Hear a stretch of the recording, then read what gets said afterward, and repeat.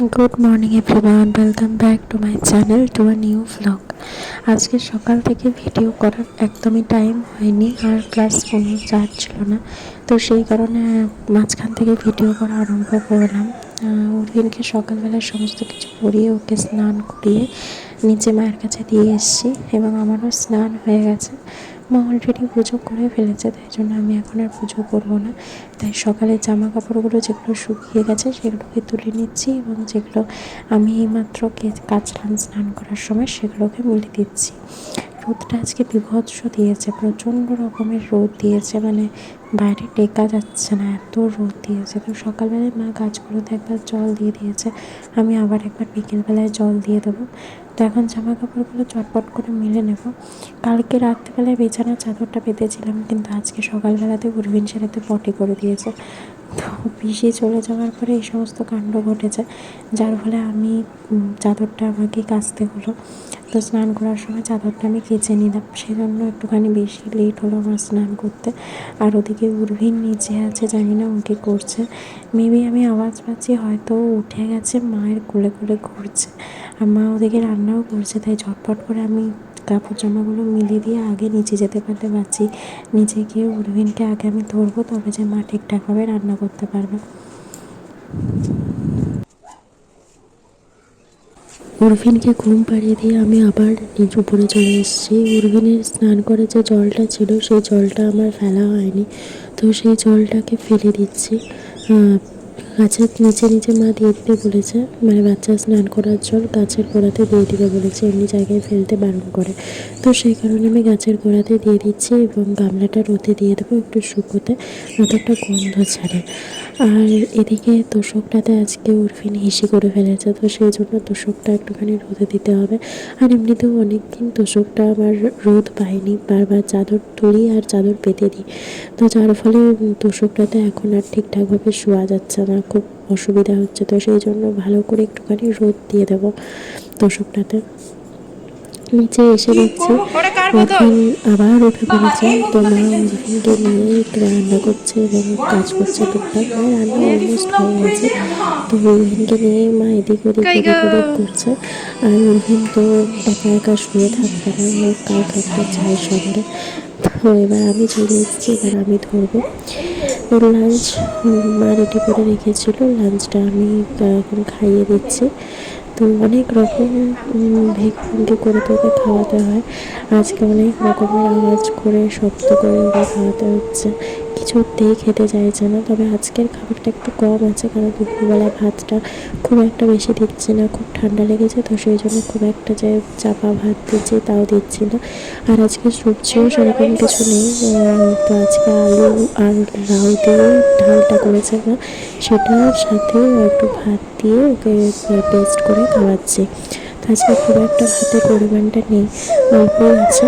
তো আজকে মোটামুটি খেয়ে নিয়েছে, কিন্তু ওই আর কি যেরকম করে প্রত্যেক দিন একটু প্রবলেম করে, কান্নাকাটি করে, তো সেরকমই করছিল। বাট আজকে টিভিটা জ্বালায়নি, আজকে আমি মুখে যত রাজ্যের আওয়াজ করে প্লেন চলাবে খেয়ে গাড়ি আওয়াজ করে যত রকমের পেরেছি আওয়াজ করে ওকে খাওয়ানোর চেষ্টা করেছি। তো মোটামুটি খেয়েও নিয়েছে, অসুবিধা হয়নি।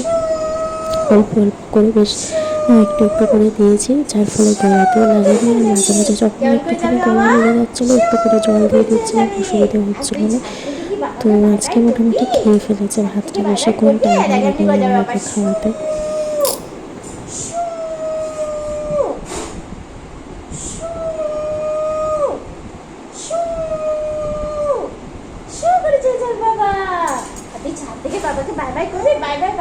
বাবাকে তাহলে বলবো প্লেনটা ছাদের উপর দিয়ে নিয়ে যাবে, এই ছাদের উপর দিয়ে যাবে, আমরা দুজন বাই বাই করবো। Bye bye, tata tata, bye bye, tata bye bye, bye bye.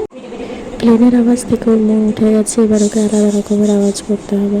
হঠাৎ করে এই আওয়াজটা আমার মাথায় এলো, আমি করলাম, দেখলাম ও শান্তভাবে খেয়ে নিচ্ছে। তো এখন ওকে এই আওয়াজটা করেই খাওয়াতে হচ্ছে।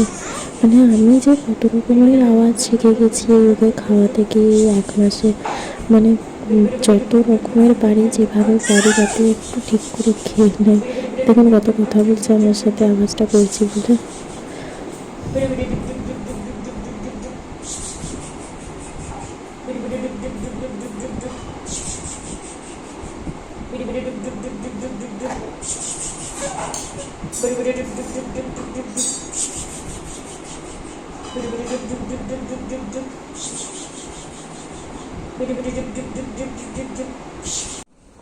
ছাদ আমি কিছুতেই ছাড়তে পারছি না, আমি আবার ছাদে চলে এসেছি।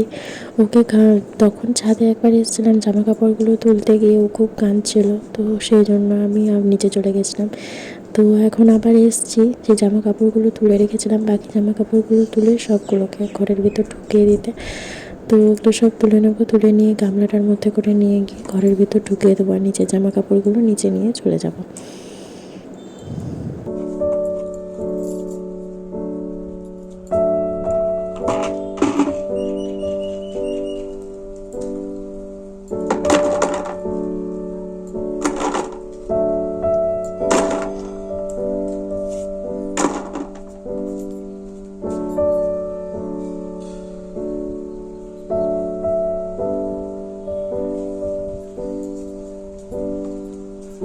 সবাই বলছে উর্ভিনকে বসতে শেখাবো, কিন্তু ছেলে আমার কিছুতেই বসতে চাইছে না, খালি বসাতে গেলেই শুয়ে পড়ছে, আর তা তো দাঁড়িয়ে পড়ছে।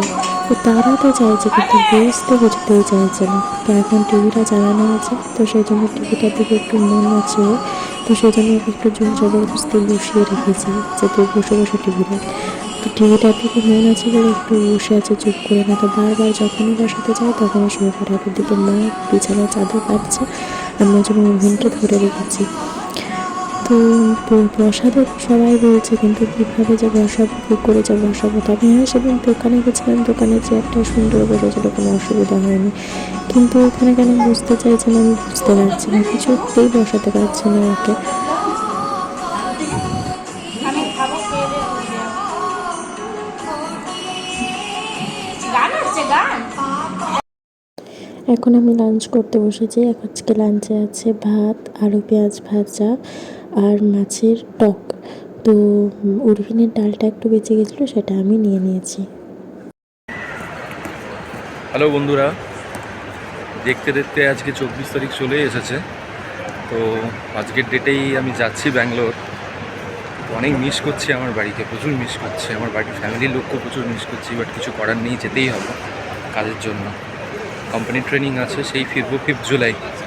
তো এই জাস্ট আমাদের 4:15 ফ্লাইট, তার আগে সিকিউরিটি চেকিং আছে, সিকিউরিটি চেকিংগুলো কমপ্লিট করবো, কমপ্লিট করার পরে তারপরে চেকিং করবো আমরা। ওকে, তো চলো দেখা হচ্ছে ব্যাঙ্গালোরে। Tata, by.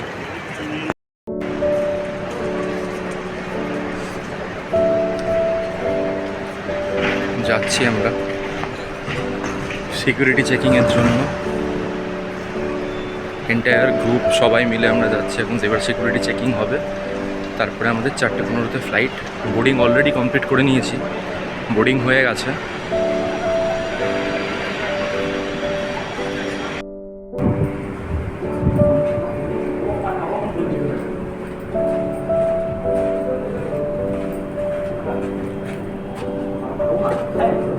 চলো চলো।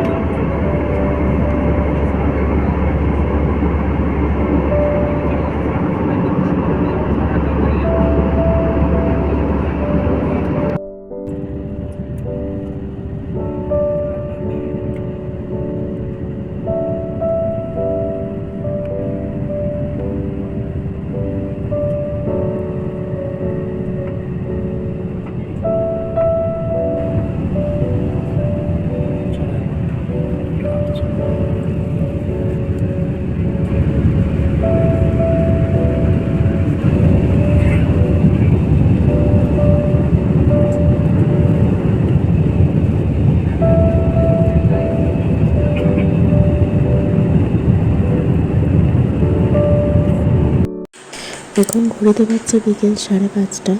এখন আমি উর্ফিনের জন্য স্যারেলাক খুলছি। উর্ফিন ঘুম থেকে উঠে পড়েছে, তো সেই জন্য ওকে এখনই স্যারেলাকটা করে খাইয়ে দিচ্ছি, না তো আরও বেশি লেট করলে ও আর খেতে চাইবে না। আমি আর মা চা খেতে বসেছি, তো কিন্তু কোনো মতেই একা থাকবে না, তাই ওকে নিয়ে বসে চা খেতে হচ্ছে। চাটা ঠিক একসাথে না খেতে ঠিক পোষায় না, তো সেই জন্য মা আমি একসাথে চা খাই। উনি তো ঘুমবেন না, উনি আমাদের সাথেই বসবেন, তাই জন্য মা ওকে নিয়ে বসে আছে। তার মধ্যেই মা ওকে আদর করতে গিয়ে যা কাণ্ড ঘটালো। মা আমাকে লাইটটা জ্বালাতে বলেছে ওইদিকে, তো আমি লাইটটা জ্বালাতে গেছি। সেই সময় তো মা ওকে আদর করতে গিয়ে এমন নাড়িয়েছে ওকে, হচ্ছে টেবিল চা চারিদিকে পড়ে গেছে। বাবা বললাম আমার কাছ থেকে একটু চা নিয়ে নিতে, তো মা নিল না। এই টেবিলটা এরকমই হচ্ছে, এত ব্যবহার করে খুব সাবধানে খেতে হয়। তো মা আমাকে আদর করতে গিয়ে এক্সাইটমেন্টে চাই ফেলে দিয়েছে।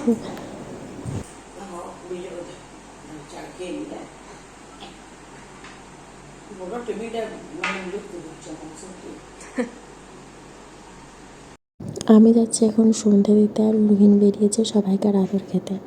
তো ওখানে ছোটো কাকিমার কোলে উর্ভিন শুয়ে আছে। রাজা মহারাজার মতন ছোটো কাকিমা ওকে সুন্দর করে বাতাস করে দিচ্ছে, আর উনি একদম মনের সুখে শুয়ে আছেন কাকিমার কোলে। তো সবাই মিলে ওকে নিয়ে বেশ আদর আপ্যায়ন চলছে। তাই আমি বলি যে রাজা মহারাজার মতন কি সুন্দর শুয়ে আছে কাকিমার কোলে, কোনো অসুবিধা নেই, কোনো কান্না নেই, কাটি নেই, কি সুন্দর বাতাস পাচ্ছে। এখন বাচ্চা রাত্রি 9:30। বাবা এই দোকান থেকে ঘর এলো, তো এখন আমি আর বাবা কফি আর আলু চিপস খাচ্ছি, খুব খেতে পেয়েছে। এখন বাবা আমি দুজনে মিলে বসেছি মোচা ছাড়াতে। কালকে মঙ্গলবার, মোচার নিরামিষ তরকারি হবে, তো সেই জন্য মোচাটা আজকে রাত থেকে ছাড়িয়ে রাখছি। পরশুদিন বাবা বাজার থেকে একটা মোচা এনেছিল। বিয়ের পর থেকে আমি মোচা ছাড়াই, বাবা বাড়িতে মোচা আনলে বাবা মোচার তরকারিটা খুব ভালোবাসে, তো সেই জন্য বাবা প্রত্যেকবার বাজার থেকে একটা করে মোচা নিয়ে আসে। আমি ছাড়াতাম, কিন্তু এখন উর্ভিনের পিছনে করতে করতে আমি আর একা ছাড়ানোর সময় পাই না, তাই আজকে বাবা তাড়াতাড়ি দোকান থেকে চলে এসছে, সেই জন্য বাবা আমি দুজনে মিলে মোচাটা ছাড়িয়ে নিচ্ছি। এই হচ্ছে ব্যাঙ্গালোরে কৌস্তবের হোটেল রুম। এই রুমটাতে ওরা আছে, এক একটা রুমে দুজন করে আছে। ও আর ওরা এক কলিগ আছে, দুজনে মিলে এই রুমটাতে। রুমটা ঠিকঠাকই আছে, ছোটোখাটোর মধ্যে দুজন থাকার জন্য একদম খুব ভালো এসি রুম। তো এখানে এখন ওরা ক্রিকেট ম্যাচ দেখছে, এরপরে ডিনার করবে। তো আমাকে তাড়াতাড়ি হোটেল রুমটার একটা ভিডিও করে পাঠালো যে কীরকম রুমে আছে ওরা, তো আমি সেটা একটুখানি ব্লগে অ্যাড করে দিলাম দেখানোর জন্য আপনাদের, আর কিছু না। তো বেশ রাত করেই ও ঢুকেছে হোটেল রুমে, কারণ এয়ারপোর্ট থেকে ওদের রুমটা বেশ অনেকটাই দূরে। 1.5 ঘন্টা, প্রায় 1.5-2 ঘন্টা লেগে গেছে ওদের হোটেল রুমে আসতে আসতে। তো এসে খুব টায়ার্ড হয়ে পড়েছিল, এখন ওরা ডিনার করবে, দিয়ে রেস্ট করবে। এখন বাচ্চা রাত্রি 11টা। উর্ভিনের চোখে এখনও পর্যন্ত ঘুম নেই। দাদু ঠাম্মির সঙ্গে এখন ওরা এখনও পর্যন্ত ভেলকি চলছে। তো এরকমই হয়, আমরা যখন নিচে শুই তখন এরকমই চলতে থাকে 11টা, 11:30, 12টা পর্যন্ত দাদু ঠাম্মির সাথে ভেলকি চলতে থাকে, হাসি ঠাট্টা চলতে থাকে।